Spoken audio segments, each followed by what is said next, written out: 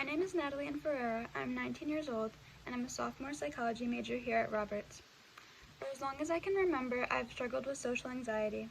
Making friends has always been hard for me. I tend to avoid stepping out of my comfort zone, and one of the main characteristics people use when describing me is quiet or shy. When I entered high school, I had a great group of friends. We were all very close and hung out pretty often, but I still felt like something was missing in my life. I wasn't involved in any sports or clubs at the time. When I looked around at other people in my grade, most of them were part of some type of team or included in some type of group apart from their friends. For the sports I had an interest in, I lacked the confidence to actually go and try out. I felt like everyone else was having experiences that I was missing out on due to my anxiety holding me back. One of my closest friends was on the varsity cheerleading team at our school. She invited me and the rest of our friend group to come watch the cheer competition she was competing in the upcoming weekend. I was excited because at the time I had never watched a cheer competition before. At the competitions, each team performs with a high-energy, fast-paced routine which lasts about 3 minutes.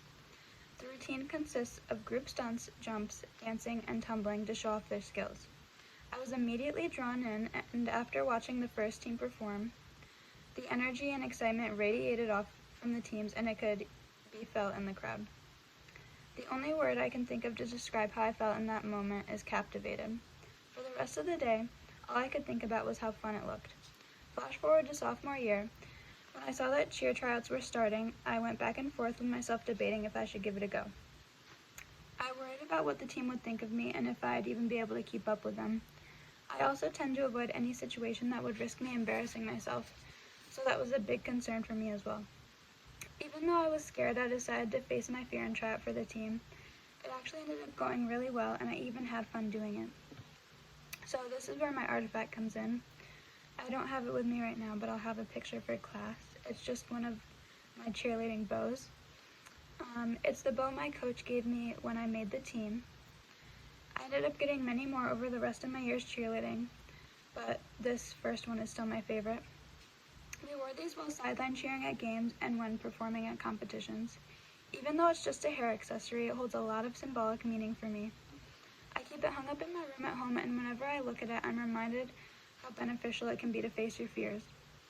I had so much fun being on the team, and I experienced a lot of personal growth because of it. Looking at the bow, I can remember how it felt to be out on the floor competing, and the adrenaline rush I'd get when the music started and the performance began. It was the best feeling when finishing the routine knowing you hit every stunt and didn't miss a count. But even for the times I did mess up and felt embarrassed, I know it was good for me because it motivated me to do better. Not only did I end up gaining confidence in myself through cheer, I also learned I'm a lot more capable than I thought I was.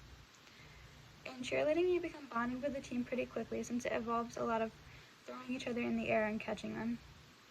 It takes an extreme amount of trust in each other. Having this whole new group of girls that I trusted gave me a great support system, and they were always there to hype me up even outside of practice. These are all opportunities I would have missed out on if I hadn't pushed myself out of my comfort zone.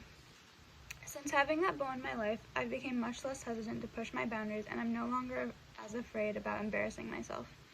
I've learned you have to take risks that may cause you to feel embarrassed in order to grow. As much as I wanted to avoid it completely for so long, I now know that doing things that make you uncomfortable is just a part of life, and it's likely that a beneficial experience will come out of it.